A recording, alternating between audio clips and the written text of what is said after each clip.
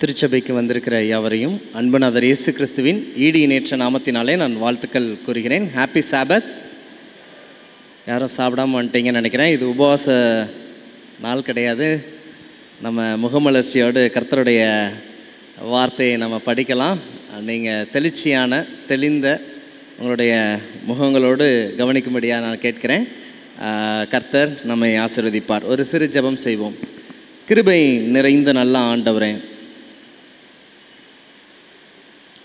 கேட்கிறவனுடைய தாகத்தையும் ஆசையையும் வாஞ்சையையும் அறிந்திருக்கிறவர்.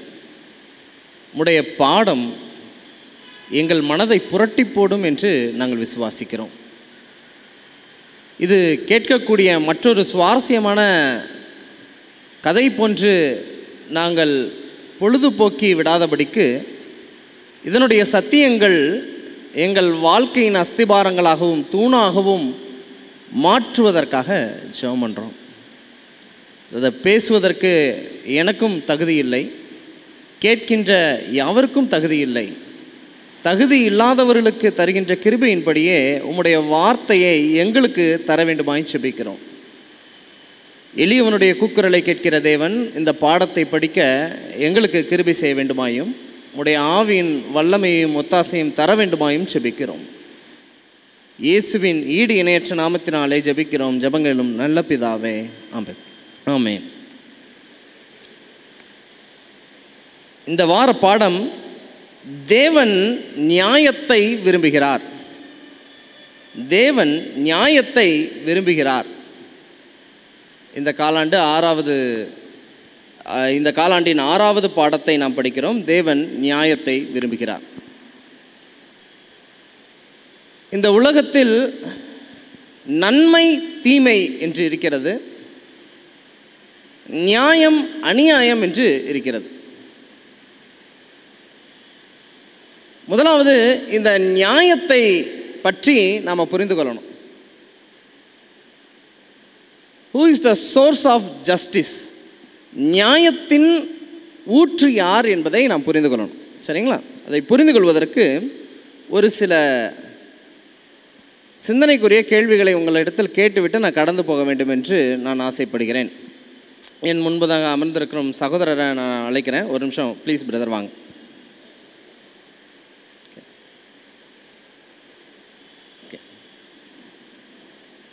இந்த சகோதரனுடைய உயரத்தை உங்களால் குறிப்பிட்டு சொல்ல முடியுமா? ஏதாவது கெஸ் பண்ணுங்க. இந்த சகோதரனுடைய உயரத்தை நீங்கள் குறிப்பிட்டு சொல்ல முடியுமா? தோராயமா சொல்லுங்கள முடியும்? 5 feet, 5 அடி சொல்கிறாங்க. 5.5 அடி. ஓகே, வேற நீங்கள் உங்கள் உயரம் உங்களுக்கு தெரியுங்களா? தெரியாது. ஓகே, சரி. 2 தகவல் நமக்கு வருகிறது. ஒரு பக்கம் 5 அடி என்ற ஒரு தகவல், மற்றொரு புறம் 5.5 அடி என்ற ஒரு தகவல். இதில் எது சரி, எது நியாயம் என்று சிந்தித்தால் எப்படி இதை தெரிந்து கொள்வது? அளந்து பார்த்தா தெரியும்.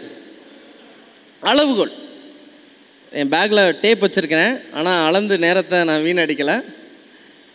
இப்போது இந்த விஷயத்தில் ஒரு அளவுகோல் வைத்திருந்தால் நம்மால் தெளிவாக எது நியாயம் என்று தெரிந்து கொள்ள முடியும், எது சரி என்று தெரிந்து கொள்ள முடியும், எது நன்மை என்று தெரிந்து கொள்ள முடியும். சரிங்களா? ஓகே, இது ஒரு பக்கம். போங்க பிரதர். ஓகே,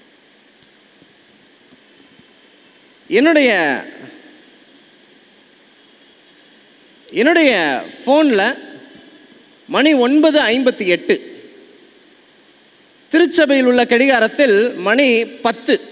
இதில் எது சரி, எது தவறு? இதில் எது சரி, எது தவறு? சரி, உங்களுடைய ஃபோன் பாருங்க, அதில் என்ன இருக்குதுன்னு பாருங்க.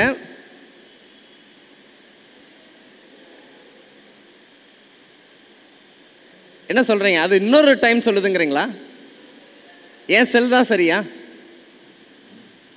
ஏன் அப்படி ஏன் செல் சரியா இருக்கு அப்படி நம்ம நினைக்கிறோம்?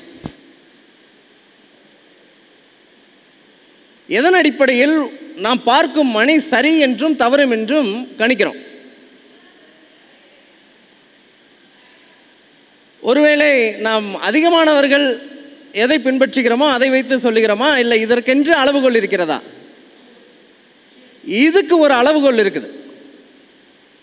இதுக்கு என்ன அளவுகோல் இருக்குது அப்படின்னா, பூமியினுடைய சுற்று வேகத்தை வைத்து இந்தியன் ஸ்டாண்டர்ட் டைம் அப்படின்னு ஒன்று ஃபிக்ஸ் பண்ணுவாங்க. ஐஎஸ்டின்னு சொல்லுவாங்க, இந்தியன் ஸ்டாண்டர்ட் டைம். அந்த இந்தியன் ஸ்டாண்டர்ட் டைம் என்னங்கிறத உறுதிப்படுத்தியதை வைத்து தான் அதனோடு இணைக்கப்பட்ட அந்த இணையதளத்தின் இணைப்போடு இருக்கிறதுனால ஃபோன் மிகவும் துல்லியமாக அந்த இந்தியன் ஸ்டாண்டர்ட் டைம் என்னங்கிறத காட்டும். நான் சொல்கிற புரியுதுங்களா? 9:59 இப்போ 10:02 நம்மளுடைய சர்ச்சுக்கு டைமில். நான் சொல்கிற புரியுதுங்களா? அப்போ மனிதன் ஒரு வேலைக்கு வேகமாக கிளம்பலான்னு 5 நிமிஷம் 10 நிமிஷம் என்ன பண்ணிடலாம், கூட்டி வைக்கலாம். இப்போது நான் வைத்திருக்கிற மணி சரியா இல்லை இது சரியாங்கிறத தெரிஞ்சுக்கிறதுக்கு ஒரு அளவுகோல் இருக்குது, அது இந்தியன் ஸ்டாண்டர்ட் டைம். நான் சொல்கிறது புரியுதுங்களா?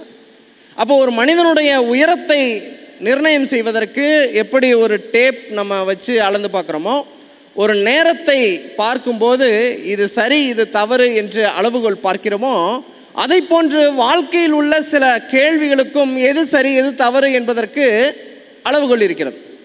நீங்கள் சமுதாயத்தில் உள்ள மிகப்பெரிய பிரச்சனைகளில் சில பிரச்சனைகளை பார்த்தீங்க அப்படின்னா, ஒரு சில நாடுகளில் அபார்ஷன் சொல்லுவாங்கள்ல, கருக்கலைப்பு, அது சட்ட ரீதியாக சரி என்று அனுமதிக்கப்பட்டிருக்கிறது. ஒரு சில நாடுகளில் கருக்கலைப்பு என்பது சட்டப்படி குற்றம் என்று இருக்கிறது. இதில் எது சரி எது தவறு? சரி, சிந்திக்கலாம். ஒரு சில நாடுகளில் ஆணுக்கு ஆண் திருமணம் செய்து கொள்வது சட்டப்படி அனுமதிக்கப்பட்டது என்றும், ஒரு சில நாடுகளில் ஆணுக்கு ஆண் பெண்ணுக்கு பெண் திருமணம் செய்து கொள்வது சட்டப்படி குற்றம் இல்லை என்றும் கூறப்படுகிறது. ஒரு நாடு குற்றம் என்றும் மற்றொரு நாடு குற்றம் இல்லை என்று சொல்லுது. இதில் எது சரி எது தவறு?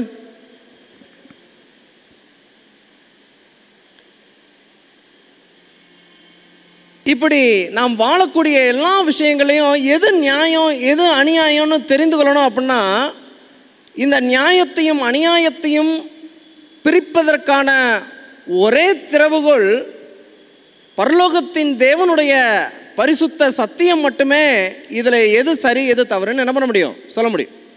அப்போ தேவன் நியாயத்தை விரும்புகிறார் என்றால் அவர் நியாயத்தை விரும்புவதற்கு முன்பதாக ஒரு விஷயம் புரிந்து கொள்ளணும். மனிதன் வளர்ந்து வந்த விதத்தில் ஒவ்வொருவருக்கும் சொந்த கருத்து இருக்கலாம். இது சரின்னு ஒருத்தர் சொல்லலாம், இது தவறு என்று ஒருத்தர் சொல்லலாம். வெஸ்டர்ன் மைண்ட் ஈஸ்டர்ன் மைண்டுன்னு சொல்லுவாங்க. மேற்கத்திய நாடுகளில் ஒரு சில காரியங்கள் சரி என்று நினைப்பார்கள், கிழக்கத்திய நாடுகளில் ஒரு சில காரியங்கள் சரி நினைப்பாங்க. ஆனால் மனிதன் ஒவ்வொருவனும் தனக்குத்தானே சரி என்று நினைத்து கொள்வதெல்லாம் நியாயம் அல்ல. பரலோகத்தின் தேவன் எதை நியாயம் என்று சொல்லியிருக்கிறாரோ அதுதான் நியாயம்.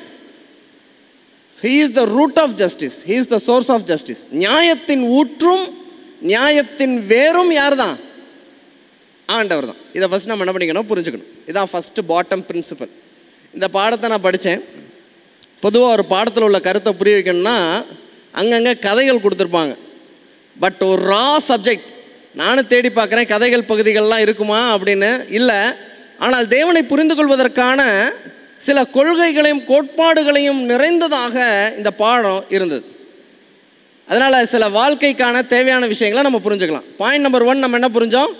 நியாயத்தை நான் சொல்லுவதெல்லாம் நியாயம் அல்ல, என்னை படைத்தவர் சொல்லுவது தான் என்னது நியாயம். சரிங்களா? அதை நாம் முதலாவது புரிஞ்சுக்கணும். ரெண்டாவது, இந்த நியாயத்தை விரும்புகிற தெய்வம் எவ்வளவு தனித்தன்மையாக இருக்கிறார் என்பதை நம்ம புரிஞ்சுக்கணும். நம்ம ஆண்டவர் எவ்வளவு யூனிக், எவ்வளோ தனித்தன்மையாக இருக்கிறாரு அப்படிங்கிறத நம்ம புரிஞ்சுக்கணும். சரிங்களா? உதாரணத்துக்கு பைபிளில் பல இனத்தவர்கள் இருந்தாங்க. யாராவது சொல்ல முடியுமா யார் யாரெல்லாம் இருந்தாங்கன்னு? வேறு ஜாதியினர், வேறு இனத்தவர்கள் இருந்தாங்க. அப்படிப்பட்டவர்களுடைய பட்டியல் ஏதானும் ஒன்று ரெண்டு சொல்ல முடியுமா? இந்த கானானியர் நான் ஆரம்பிக்கிறேன். வேறு யாரெல்லாம் இருந்தாங்க? யார் இருந்தா? எமோரியர், வேற கல்தேயர், பெலிஸ்தியர், பாபிலோனியர், அம்மோனியர், மோவாபியர், இப்படி பல ஜாதியினர் இருந்தாங்க. இந்த பல ஜாதியினருக்கும் பல தெய்வங்களாக சிலவற்றை உருவாக்கி வழிபட்டது உண்டு. சரிங்களா? சில பேர் சொல்கிறேன். பாகால், அஸ்தரோத், தாகோன், பெல், மொர்தாக், தம்முஸ், கோமேஷ், மில்கோம், நஸ்ரோக், இப்படி பல தெய்வங்கள் இருந்துச்சு. இப்படி ஒவ்வொரு இனத்தவரும் ஒவ்வொரு தெய்வத்தை தெய்வமாக வைத்திருக்கும் போது, what special with the God of Israel, இஸ்ரவேலின் தேவனிடத்தில் என்ன தனித்தன்மை இருக்கிறது? அந்த தெய்வங்களெல்லாம் தெய்வங்கள் இல்லை, இதுதான் தெய்வம் என்று சொல்லும் அளவிற்கு இந்த தெய்வத்திட்ட என்ன தனித்தன்மை இருந்தது அப்படிங்கிற சொல்லும்போது, அந்த தெய்வங்களுக்கெல்லாம் நியாயங்கள் இல்லை, இந்த தெய்வத்துக்கு நியாயம் இருந்தது. அப்படி என்ன இருந்துச்சு? அந்த தெய்வங்களெல்லாம் குழந்தைகளை பலியாக கொடுக்க வேண்டும் என்று நிர்பந்தித்திருந்தது.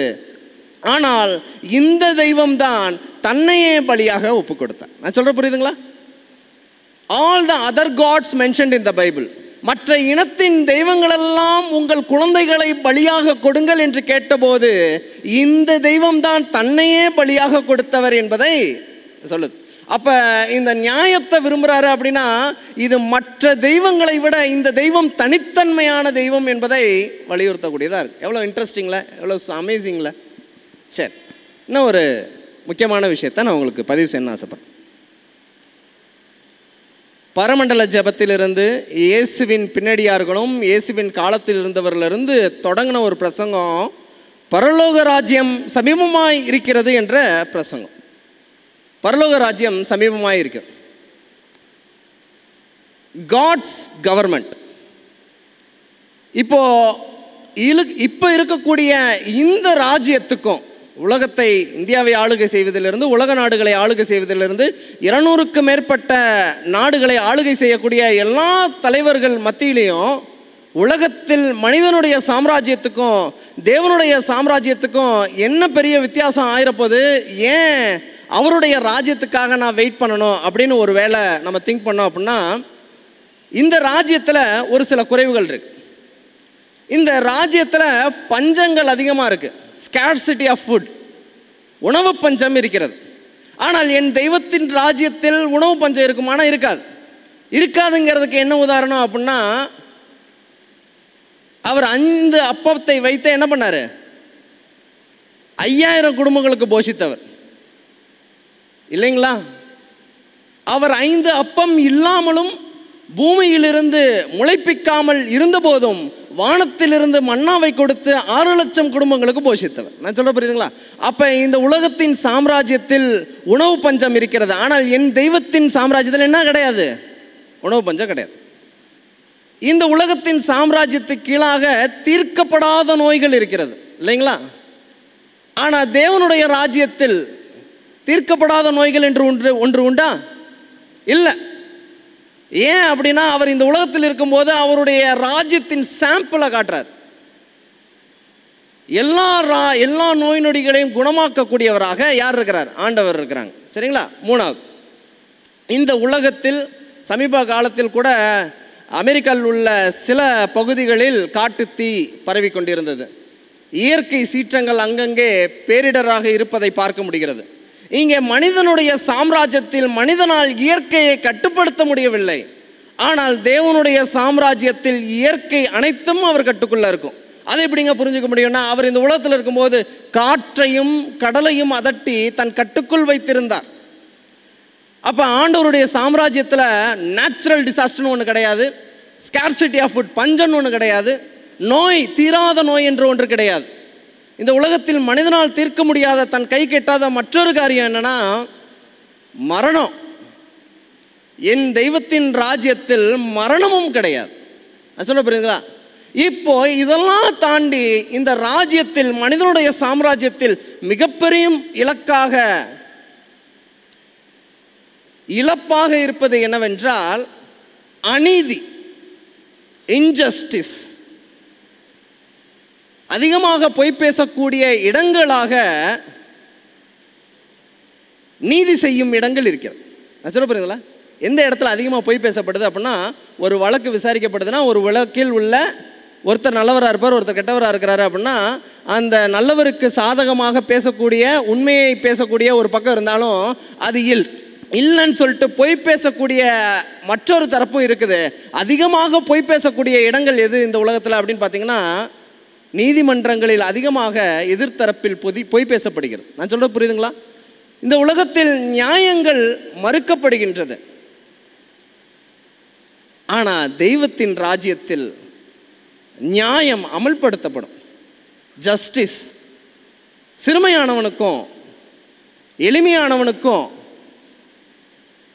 கைவிடப்பட்டவனுக்கும் புறக்கணிக்கப்பட்டவனுக்கும் தாழ்த்தப்பட்டவனுக்கும் ஒதுக்கப்பட்டவனுக்கும் நியாயம் கொடுக்கப்படும்.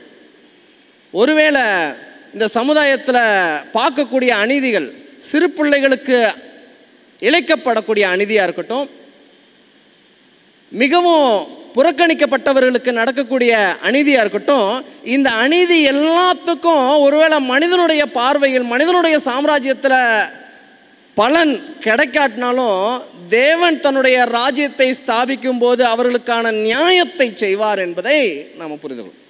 அப்போ நான் ஃபஸ்ட்டு சொன்னேன், அவர் தான் நியாயத்தின் ஊற்று. ஒன்று. ரெண்டாவது, மற்ற எல்லா தெய்வங்களை விட இவரை வேறுபடுத்தி காட்டுறதே அவருடைய நியாயம்தான். 2. மூணாவது, அவருடைய ராஜ்யத்தில் நியாயம் மட்டும்தான் என்ன பண்ணும்? ஆளுகை செய்யும். அங்கே லஞ்சமும் பரிதானம் கொடுப்பதும் செயல்படாது. அவர் நியாயத்தை அமல்படுத்தக்கூடியவராக இருக்கிறார்.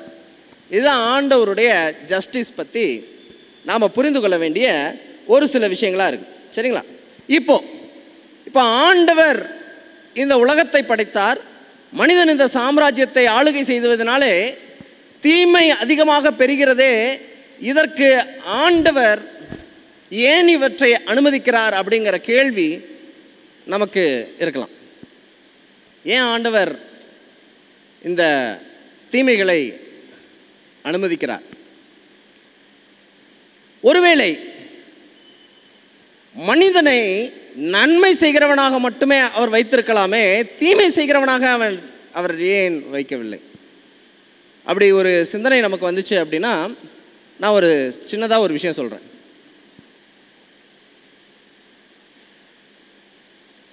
ஒரு அம்மாவுக்கு ஒரு பொண்ணு இருக்கிறாங்க, காலேஜ் படிக்கிற ஒரு பொண்ணு. அந்த பொண்ணு தான் நேசிக்கக்கூடிய ஒரு தோழியை பார்க்கணும், போய் பார்த்துட்டு அவங்க கூட சாப்பிட்டுட்டு கொஞ்சம் நேரம் செலவழித்து விட்டு வரணும்னு சொல்லிட்டு ஆசைப்பட்றான். இந்த அம்மாவுக்கு அப்படி போவதினாலே அந்த பொண்ணுக்கு எதுவும் பிரயோஜனம் இல்லைன்னு நினச்சிட்டு, அவளுக்கு எதுவும் தீங்கு ஏற்பட்டு விடுமோ, அவங்களுடைய சவகாசம் அவளுக்கு சுபாவத்தை மாற்றி விடும், தவறான வழியில் வழி நடத்திடுமோ இந்த பழக்கம் அப்படின்னு சொல்லிட்டு அம்மாவுக்கு மனசு ரொம்ப பதட்டமாக இருக்குது. ஆனால் அந்த பெண்ணுக்கு அந்த நண்பர்கள் தோழிகள் மீது ரொம்ப தீராத வாஞ்ச. அப்போ இந்த பெண் இந்த அம்மாட்ட சொல்லிவிட்டு அந்த பொண்ணு கிளம்பிக்கிட்டு இருக்கும்போது, இவள் தீமை செய்து விடக்கூடாது என்று சொல்லி அந்த நல்ல எண்ணத்தில் அந்த பெண் கிளம்பி கொண்டு இருந்த அந்த அறையில் உள்ளக்க வச்சு என்ன பண்ணுறாங்க, டாப்பை போட்டு பூட்டிடுறாங்க. சரின்னு சொல்லிட்டு இந்த பெண் தட்டி அந்த கதவை இப்போ உடச்சிட்டு கூட வெளில வந்துடுறான்னு வச்சுருங்க. வெளியில் போகும்போது கேட்டு சாவி என்ன பண்ணுறாங்க, லாக் பண்ணி வச்சுருக்காங்க. திரும்பவும் தடுக்க முயற்சிக்கிறாங்க.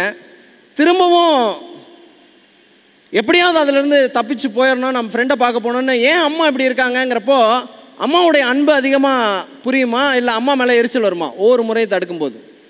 சரின்னு அந்த பொண்ணு கேட்டெல்லாம் குதிச்சுட்டு வண்டியை போய் ஸ்டார்ட் பண்ண போகுது. வண்டி சாவியை காணோம். சரி எடுக்க மறந்துட்டோமேன்னு உள்ளக்கு வந்தால் அம்மா எடுத்து ஒழிச்சு வச்சிட்டாங்க. இப்படி தான் தீமை செய்யக்கூடிய காரியமாக அம்மாவுக்கு தெரிந்ததுனாலே அதை தடுப்பதற்கான பல வழிகளை செஞ்சால் அந்த அம்மா மீது இந்த பெண்ணுக்கு அன்பு அதிகமாக கூடுமா, வெறுப்பு அதிகமாக கூடுமா? வெறுப்பு அதிகமாக கூடும். நன்மை செய்கிறவனுக்கு எவ்வளவு சுதந்திரம் கொடுக்கப்பட முடியுமோ அவ்வளவு சுதந்திரம் பரலோக ராஜ்யத்தில் தீமை செய்யப்படுவதற்கும் கொடுக்கப்பட்டது. பழத்தை சாப்பிடாதீங்க, அது உங்களுக்கு இவ்வளோ விளைவு கொடுக்கும் அப்படின்னு சொன்ன ஆண்டவர் அவர்கள் சாப்பிட போகும்போது கையை என்ன பண்ணலை, தடுக்கல.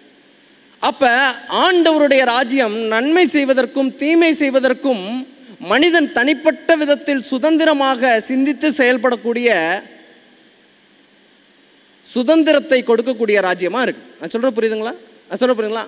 அப்போ தீமையை ஆண்டவர் ஏன் அனுமதித்தார்? அதை ஏன் தடுக்கலைன்னா, ஆண்டவர் தடுக்க நினைத்தால் நாம் செய்யக்கூடிய எல்லாத்தையுமே ஒரு நாளைக்கு 1000 வாட்டி தடுக்கிறதா இருக்கும்.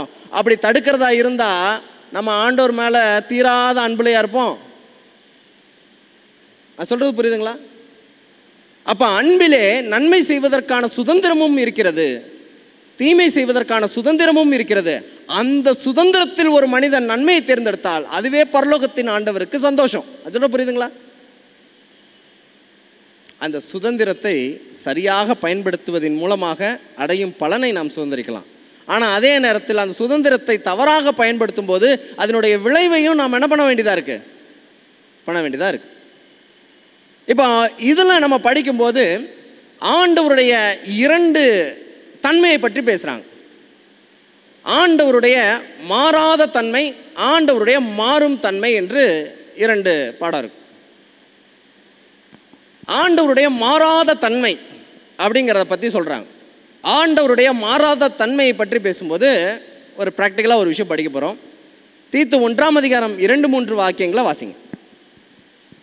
தீத்து 1ஆம் அதிகாரம் 2-3 வாக்கியங்கள்.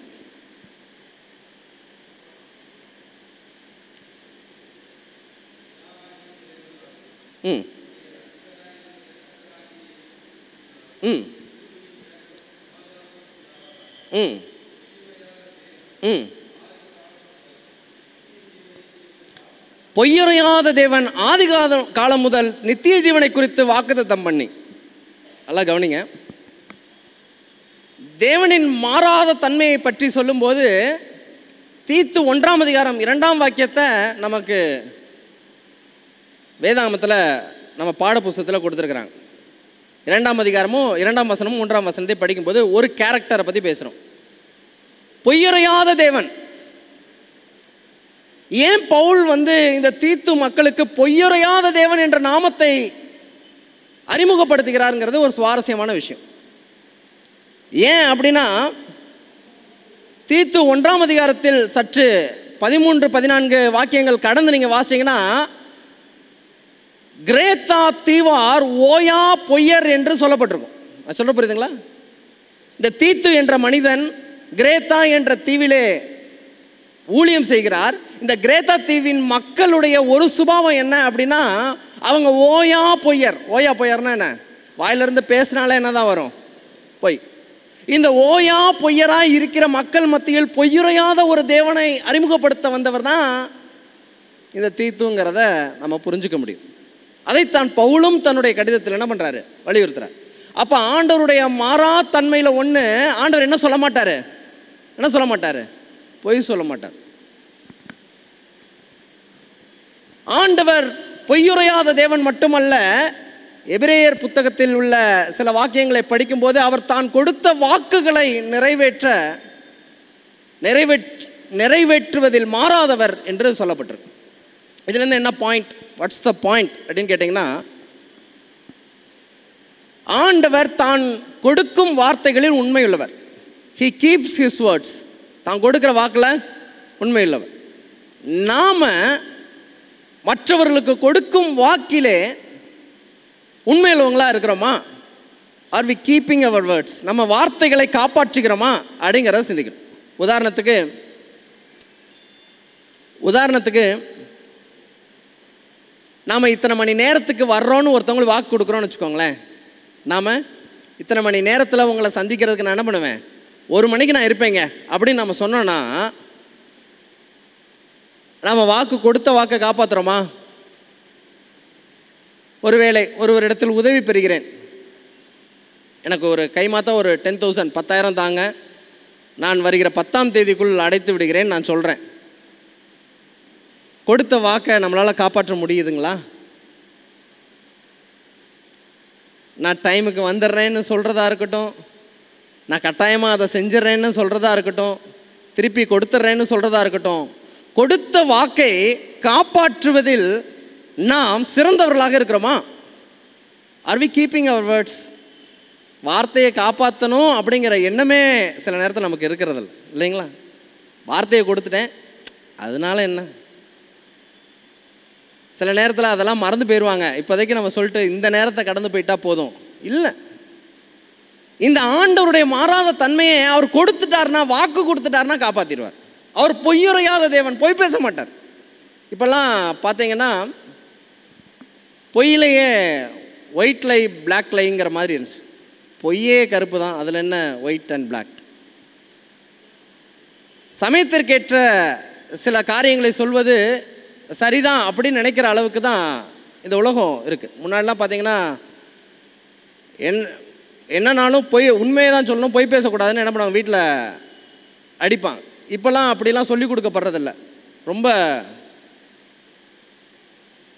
கொஞ்சம் சமயோஜிதமாக நடந்துக்கணும்னு தான் சொல்லிக் கொடுக்கப்படுது. ஏன்னா பொய் சொல்லக்கூடாதுன்னு ஒருத்தர் போதிக்கணும்னா அவர் சொல்லாமல் இருக்கணும் இல்லைங்களா? ஒரு தகப்பன் பொய் சொல்லக்கூடாதுன்னு போதிக்கிறாரு அப்படின்னா அவர் அதை கடைபிடிக்கணும். தான் கடைபிடிக்காததை தன் பையனுக்கு சொல்லிக் கொடுப்பதில் விருப்பம் இல்லாதது போது நீ பொய் பேசாமல் இருக்கணும்டா அப்படின்னு இன்றைக்கு அநேக குடும்பங்களில் போதிக்கப்படுறது கிடையாது. ஏன்னா சூழ்நிலைக்கு யாரை பொய் பேச வேண்டிய சூழ்நிலை வந்துடுது. யாரை பொய் பேசணும்? நம்முடைய தெய்வம் மாறாத தெய்வம், பொய் பேச மாட்டார். எல்லா சூழ்நிலையும் பொய் பேசாத தெய்வனாக இருக்கணும். ஒருவேளை நாம் செய்யக்கூடிய தொழில் வர்த்தகத்தின் மத்தியிலும் நம்ம பொய் பேச மாட்டோங்கிறது எவ்வளவு பெரிய செல்வாக்கை நம்ம மத்தியில் உண்டு பண்ணும். ஒருவேளை நாம் சொல்லக்கூடிய வாக்கை நிறைவேற்றக்கூடிய, நான் சொன்ன இந்த டைமுக்கு வர்றேன்னா வர்றேன் அப்படிங்கிற பாயிண்ட் இருந்துச்சுன்னா நம் மீதான செல்வாக்கு எவ்விதமாக இருக்கும் அப்படிங்கிறத சிந்திக்கணும். ஆண்டவருடைய அந்த நியாயத்தை, அந்த மாறாத தன்மையை, வார்த்தையை கொடுத்து காப்பாற்றுற அந்த தன்மையை நம்ம வாழ்க்கையில் நம்ம கடைபிடிக்கிறோன்னா அது எவ்வளோ பெரிய தாக்கத்தை விசேஷித்தவர்களாக நம்மளை மாற்றும் அப்படிங்கிறத சிந்திக்கணும். ஒன்று, மாறாத தன்மையில் ஆண்டவர் தன்னுடைய கொள்கைகளில் என்றைக்கும் மாற்றம் செய்வது இல்லை. இதை மனசில் வச்சுக்கோங்க, சரிங்களா? ஓகே. மாறுகிற தேவன், இதனை கம்ப்ளீட் ஆப்போசிட்டாக இருக்குது. ஆண்டவருடைய சுபாவங்களில் ஒன்று தயவும் இரக்கம். 2 சம்பவங்களை உங்கள் மனதில் வைத்துக்கொள்ள வேண்டும் என்று விரும்புகிறேன். ஆண்டவர் மோசேயை பார்த்து சொல்றாரு, இஸ்ரவேலர்களை நான் முற்றிலுமாக அதம் பண்ணி உன் ஒருவனை நான் பெரிய ஜாதி ஆக்கி கானான் தேசம் கூட்டிட்டு போறேன்னு என்ன பண்றாருன்னா சொல்றார். ஏனென்றால் இஸ்ரவேல் மக்கள், யாத்திராகமம் 32 34 வரைக்கும் வாசித்து பாருங்கள், அவர்கள் இந்த பொன் கன்றுக்குட்டியை செய்து என்ன பண்ணிடுறாங்க, வணங்கி பாவம் செய்து விடுகிறார்கள். இவர்கள் எல்லாரையும் அதம் பண்ணி அழித்து விட்டு உன் ஒருவனை பெரிய ஜாதி ஆகி கானான் தேசத்துக்கு கூட்டு போறேன்னு ஆண்டவர் சொல்றார். இப்போ மோசே இடத்துல இருந்தால் நம்ம என்ன சொல்லுவோம், அது ஒரு பெரிய ப்ரொமோஷன் தானே இல்லைங்களா? இந்த மோசே ஒரு சாதாரண நபர் அல்ல, இவர் ஒரு புதிய நோவாவை போன்றவர். நோவா எப்படி பெட்டிக்குள்ளாக வைத்து பாதுகாக்கப்பட்டு காக்கப்பட்டாரோ அதை போன்று மோசையும் பெட்டிக்குள்ளாக வைத்து காக்கப்பட்டவர். எப்படி நோவாவின் இடத்தில் ஆண்டவர் சில அளவுகோலை கொடுத்து நீ எனக்கென்று ஒரு காரியத்தை கட்ட வேண்டும் என்று சொன்னாரோ அதை போன்று மோசையின் இடத்துல ஆண்டவர் என்ன சொல்லியிருக்காரு, என்ன சொல்லியிருந்தாரு, அளவுகோலை கொடுத்தா ஆசரிப்பு கூடாரம் கட்ட வேண்டும் என்று சொன்னார். மோசைக்கும் நோவாவுக்கும் அநேக ஒற்றுமைகள் உண்டு. எப்படி நோவா என்ற ஒரு மனிதனை கொண்டு உலகத்தின் ஜாதிகளை உண்டாக்கினாரோ அதை போன்று மோசையின் இடத்தில் ஆண்டவர் சொன்னார், உன்னையும் ஒரே மனிதனை கொண்டு நான் ஜாதி ஆக்கி கானான் தேசம் அழைச்சு போறேன்னு சொன்னார். இந்த ப்ரொமோஷனுக்கு மோசே, ஐயா வேணாங்கய்யா, ஐயா அவங்க மாறிடுவாங்கன்னு சொல்லலை, உங்கள் வாக்குகையா நீங்கள் இறக்கமாக இருப்பீங்க, நீங்கள் கொஞ்சம் இறங்குங்கய்யான்னு சொல்லிட்டு கெஞ்சினான். பைபிளில் ரொம்ப பிடித்த ஒரு வார்த்தை, அவன் கெஞ்சினான். அப்போ ஆண்டவர் அவர்களுக்கென்று செய்யணும்னு நினச்ச அந்த விஷயத்துலேருந்து மாறுறார். நினிவே மக்களை பார்க்கும்போது அழிப்பேன் என்று சொன்ன ஆண்டவர் அவர்கள் மனம் திரும்பிய பிற்பாடு அவர் என்ன பண்ணுறாரு அப்படின்னா, அங்கே உபவாசம் இருந்தபோது அவர்களுடைய மனதும் மாறியது. அவர்கள் மீது நிறைவேற்ற வேண்டும் என்று தண்டனை கொண்டிருந்த அந்த ஆண்டவருடைய மனதும் மாறுது. இரக்கம் என்பது பாவியின் மீது ஆண்டவர் காட்டும் ஒரு தீராத தயையாக இருக்கிறது. அப்போ யாரெல்லாம் நான் இந்த நிலையில் தான் இருக்கிறேன் என்பதை உணர்ந்து ஆண்டவர்கிட்ட தன்னை தாழ்த்தி, ஐ நோ ஐ ஆம் பேட், நான் இவ்விதமாக பாவியாகத்தான் இருக்கிறேன் ஆண்டவரேன்னு ஒரு மனிதன் தன்னை தாழ்த்தினான் என்றால் ஆண்டவர் அவனுக்கு செய்ய நினைக்கும் தீங்கிலிருந்து மனம் மாறுகிறவராக இருக்கிறார். ஒரு பக்கம் ஆண்டவர் எந்த பிரின்சிபல்ஸையும் காம்ப்ரமைஸ் பண்ணிக்கல, அவர் மாறாதவர் தான். ஒரு பக்கம் அவர் இரக்கமுடைய சுபாவமுடையவராக இருக்கிறதுனாலே அவர் பாவிக்கு நிறைவேற்ற வேண்டும் என்ற தண்டனையை நிறைவேற்றாமல் அவனுக்கு மறுவாய்ப்பும் மறுவாழ்வும் கொடுக்கக்கூடியவராக இருக்கிறார். இப்போ நம்மகிட்ட ஒருத்தவங்க தவறு செஞ்சுட்டாங்க, வந்து மன்னிப்பு கேட்குறாங்க அப்படின்னு வச்சுக்கோங்களேன். நம்ம என்ன திங்க் பண்ணுவோம் அப்படின்னா, இவன் இந்த மனமாற்றத்தில் உறுதியாக தான் இருப்பானா, இல்லை நாளை பின்ன திரும்பவும் போயிடுவானா, இப்படிப்பட்ட பல யோசனை நமக்கு வரும். ஆகாப் விஷயத்தில் எலியா வந்து சொல்லிட்டு போனோடனே ஆகாப் ரெட்டு உடுத்தி உபவாசம் செய்த பிற்பாடு ஆண்டவர் சொல்கிறாரு, ஆகாப்பை பார்த்தியா, அவன் தன்னை என்ன பண்ணான், அதுக்கப்புறம் மனம் மாறி ஒரு வாழ்க்கை வாழ்ந்தாரா? இல்லை. அந்த நேரத்தில் ப்ரெசன்ட் நிகழ்காலத்தில் ஒரு மனிதன் எவ்விதமாக தன்னை ஒப்புக் கொடுக்கிறானோ அவ்விதமாகவே நடத்துகிற ஆண்டவராக இருக்கிறார். நான் சொல்கிற புரியுதுங்களா? நாளைக்கு மாறிடுவாங்கிறனால இன்னைக்கு அப்படி இல்லை. இன்றைக்கு இந்த நேரத்தில் அவன் தாழ்த்தினான் என்பதை ஆண்டவர் நினைத்திருந்தார். இப்போ நமக்கு அந்த மாதிரி மனசு இருக்குதா? ஒருத்தவங்க வந்தால் ஏற்றுக்கிறதுக்கு, என் வாழ்க்கையில் கடைசி வரைக்கும் அவன்கிட்ட பேசவே மாட்டேன் அப்படிங்கிற அளவுக்கு வைராக்கியெல்லாம் நம்ம வச்சுருக்கோம் இல்லைங்களா? நம்மளுடைய பட்டியலில் இன்னும் நமக்கு எதிரிகள் என்று சிலர் இருக்கிறார்கள். இன்னும் நான் பேசாமல் ஒப்புரவாகாமல் உறவு கொள்ளாமல் இருக்கக்கூடிய நபர்கள் இருக்கிறாங்கன்னா இன்றைக்கி நீங்கள் சிந்திச்சு பாருங்கள். Pray for that. ஆண்டவர் கர்த்தர் ஒருவனோடு இருந்தால் அவன் சத்துருக்களும் சிநேகிதனாவான் என்ற வசனத்தின்படி இந்த உலகத்தில் நான் மாய்த்து போகும்போது, நான் இறந்து போகும்போது இந்த உலகத்தில் எனக்கென்றும் ஒரு எதிரிகள் கூட இருக்கக்கூடாது, நான் வெறுக்கிற ஒரு நபர் கூட இருக்கக்கூடாதுங்கிற ஒரு வாழ்க்கையை வாழ்ந்து முடிக்கும். ஒருவேளை அவங்க என்கிட்ட என்ன டேர்ம்ஸில் வேணா இருக்கலாம், பட் ஏன் இதயத்தில் அவர்களுக்கென்று ஒரு தனி இடம் இருந்தது அப்படிங்கிற ஒரு எண்ணத்தோடு இருக்கணும். அது சொல்ல புரியுதுங்களா? என்னிடத்தில் பேசக்கூடாது பழகக்கூடாது என்பது அவர்கள் எடுத்த தீர்மானமாக இருக்கணும், நான் எடுத்த தீர்மானமாக இருக்கக்கூடாது. நான் எப்பொழுதும் என் வாசலை அவர்களுக்கென்று திறந்து வைத்தவர்களாக இருக்கும். அண்ட் ஃபைனலி, அன்பும் நியாயம். ஒரு உதாரணத்தை சொல்லி இதனுடைய நிறைவுக்கு நான் வரணும்னு நினைக்கிறேன்.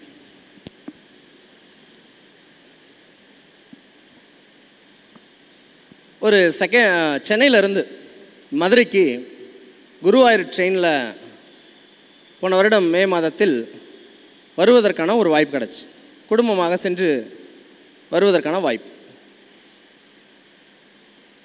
அப்போ வரும்போது குடும்பமாக ஒரு 10லேருந்து ஒரு 20-30 பேர் வந்து கொண்டிருக்கும்போது அங்கே டிக்கெட்லாம் ரிசர்வ் பண்ணி செகண்ட் சிட்டிங்கில் உட்காந்து வந்துக்கிட்டு இருக்கோம்.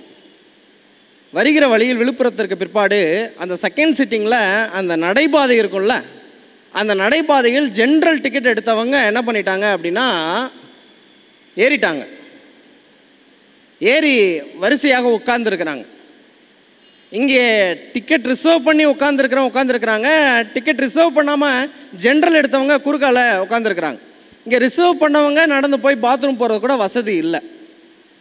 இப்போது அங்கே இருந்த நபர்களில் ஒருவர் நியாயப்படி இவர்கள் இங்கே இருக்கக்கூடாது என்று சொல்லி ரயில்வே அந்த உதவி எண்ணுக்கு தொடர்பு கொண்டு இவர்களை இறக்கிவிட வேண்டும், இவர்கள் இடைஞ்சலாக இருக்கிறார்கள் என்று சொல்லிக் கொண்டு வந்தார். இவர் செய்யக்கூடிய செயல் நியாயம்தான். இந்த நியாயத்தை நாம் செய்யலாமா கூடாதா?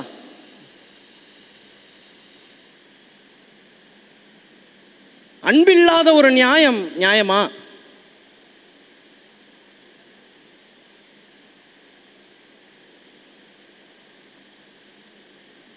இயேசுவாக இருந்தால் அப்படி செய்திருக்க மாட்டார்.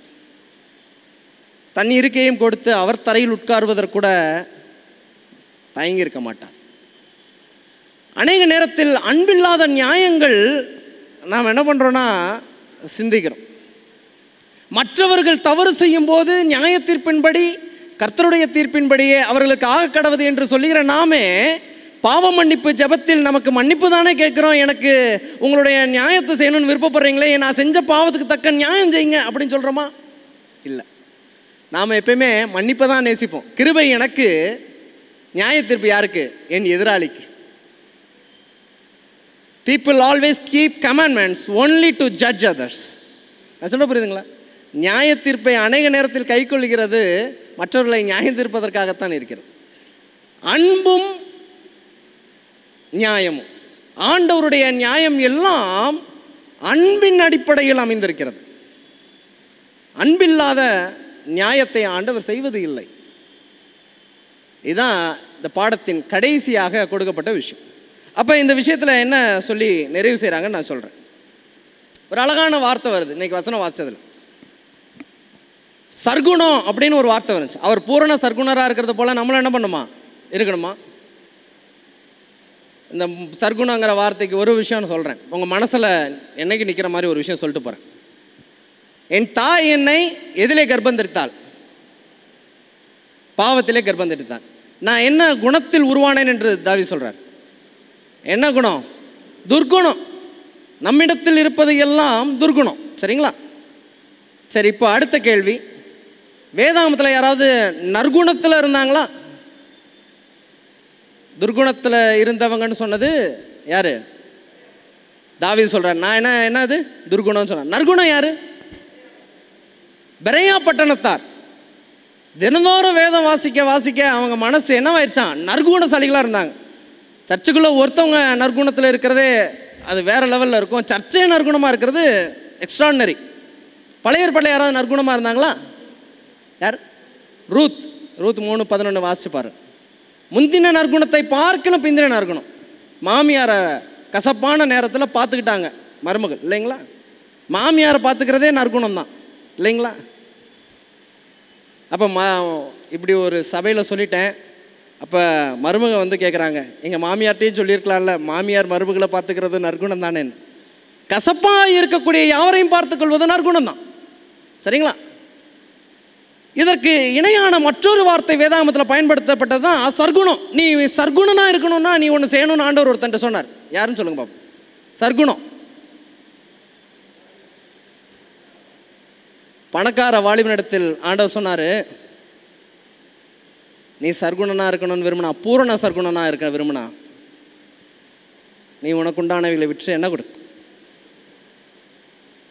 இந்த சர்க்குணத்தோடு இருக்கிறவன் தனக்குன்னு ஒன்று வச்சுக்க மாட்டான், தியாகம் செய்யக்கூடியவனாக இருப்பான். இந்த பரலோகத்தின் பிதாவானவர் பூரண சர்க்குணனாக இருப்பது போல நீங்களும் பூரண சர்க்குணனாக இருங்கன்னு சொல்லப்படும் போது முந்தின வசனம் வாசிச்சா, அவர் நல்லவங்களுக்கு மட்டும் கொடுக்கிறவரா இல்லை, எல்லாத்துக்கும் கொடுக்கிறவரா இருக்கிறார். கடவுளை மறுதலிக்கிறவனுக்கு 3 வேளை சாப்பாடு போட்டு பார்த்துக்கிறது அவர் மனசா இருக்கு. நான் சொல்ல புரியுங்களா? கடவுளை மறுதலிக்கிறவனை கூட 3 வேளை உணவு கொடுத்து அவனை பாதுகாக்கிற தெய்வமாக அவர் இருக்கிறார். அவரிடத்தில் நியாயமும் இருக்கிறது, அன்பும் இருக்கிறது. நான் சொல்றது புரியுதுங்களா? டெத் ஸ்டேட்மெண்ட்ஸ்ன்னு சொல்லுவாங்க. இந்த விஷயத்தை சொல்லி முடிச்சிடறேன். Death statements. சாகும் முன் சிலர் சொன்ன வாக்கியங்கள் என்று வேதாகமத்தில் இருக்கு. மோசே சொன்ன வாக்கியங்கள், யாக்கோபு சொன்ன வாக்கியங்கள். ஆனால் இரத்த சாட்சியாக சிலர் மரித்த போது சில வாக்கியங்கள் சொல்லியிருக்கிறாங்க. சரிங்களா? ஓகே, நல்லா கவனிங்க. இந்த விஷயத்தை சொல்லி நான் முடிச்சிடறேன். முதலாவது இரத்த சாட்சியாக பழைய ஏற்பாட்டில் குறிப்பிடப்பட்ட இரத்த சாட்சி யாரு? ஆபேல். பழைய ஏற்பாட்டில் நிறைவான இரத்த சாட்சியாக குறிப்பிடப்பட்ட நபர் யாரு? கடைசியாக இல்லை, நிறைவான இரத்த சாட்சியாக குறிப்பிடப்பட்ட நபர் யார்? சகரியா. சரிங்களா? இந்த சகரியா மரிக்கும் போது ஒரு விஷயம் சொல்றாரு. அவரை கல்லெறிஞ்சு கொண்டாங்க. கர்த்தர் அதை பார்ப்பார், கர்த்தர் அதை கேட்பார்னு சொல்றார். ஆண்டவரே, நான் எந்த தப்பும் செய்யலை, என்ன பண்றாங்க? கல்லெறிஞ்சு கொள்றாங்க. சம்டைம்ஸ் சத்தியம் பேசினதுனால கூட நம்ம கல்லெறியப்படலாம், சொல்லெறியப்படலாம். ஆண்டவரே, நீங்கள் இவங்க செஞ்சதுக்கு நியாயம் செய்யணும், இவங்க என்ன பண்ணிட்டாங்க? ஹர்ட் பண்ணிட்டாங்க. வெளிப்படுத்தல் 6ஆம் அதிகாரத்தில் கூட நீங்கள் பார்த்தீங்கன்னா 5ஆம் முத்திரையை உடைக்கும் போது அந்த இரத்த சாட்சிகளுடைய கூக்குரலாக, ஆண்டவரை எதுவரைக்கும் நியாய தீர்ப்பு செய்யாமல் நீர் இருப்பீர் என்று சொல்லப்படுவதை பார்க்க முடியுது. ஏன்னா இரத்த சாட்சிகளாக மரித்தவர்களை சிலுவையில் அறைந்து கொலை செஞ்சாங்க, தீயில போட்டு கொலை செஞ்சாங்க. அவங்க சாகும் போதெல்லாம் இவங்க எங்களுக்கு விரோதமாக இவ்வளவு விதமான கொடூரமான விஷயங்களை செய்கிறாங்க, இவங்களுக்கு என்ன பண்ணுங்க அப்படின்னா நியாய தீர்ப்பை அமல்படுத்துங்கன்னு சொல்கிறாங்க. நான் சொல்ல புரியுதுங்களா? ஆனால் இயேசுவுடைய அந்த மரணத்தின் போது அவர் சொன்ன ஸ்டேட்மெண்ட் பார்த்தோம் அப்படின்னா, அவர் சிலுவையில் மரிக்கும் போது தனக்கு விரோதமாக செய்தவர்கள் மத்தியிலே பிதாவே இவர்களுக்கு நியாய தீர்ப்பை கொடுத்தருளும் அப்படின்னு என்ன பண்ணலை, இவர்கள் செய்தத்தக்கதாக இவங்களுக்கு என்ன பண்ணுங்க, நியாய தீர்ப்பின் தண்டனையை கொடுங்கன்னு என்ன பண்ணலை சொல்லலை. என்ன சொன்னார்? இவர்கள் செய்வது மற்ற மனிதன் தீங்கு செய்யும் போது அவர்களுக்கு நியாய தீர்ப்பை கொடும் என்று ஜெபிக்கிற மனிதனாக இருக்கிறான். ஆனால் தெய்வம் தனக்கு தீங்கு செய்தவனுக்கும் மன்னிப்பை கொடும் என்று ஜெபிக்கிறான். நாம் அடைய வேண்டிய ஆக்கினை தீர்ப்பை சிலுவையில் அவர் அடைந்தார்.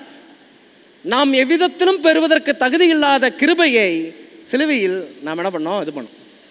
கிருபையும் சத்தியமும் முத்தம் செய்யும்னு சங்கீதத்தில் சொல்லப்பட்ட மாதிரி கிருபையும் சத்தியமும் முத்தமிட்ட ஒரு காட்சி சிலுவை. அந்த நியாயம் அவர் சுமந்தார், அந்த கிருபையை நாம் பெற்றோம். அதனால் இதெல்லாம் நம்ம படிச்சிருக்கோம், அங்கங்கே படிச்சிருக்கோம். இதெல்லாம் நம்ம வாழ்க்கையாக மாறட்டும். ஆண்டவர் நமக்கு கொடுத்த தயவை தாராளமாக ஏராளமாக மற்றவருக்கும் கொடுப்போம். கர்த்தர் கொடுத்த இந்த நல்ல வாய்ப்புக்காக நன்றி. ஆமென்.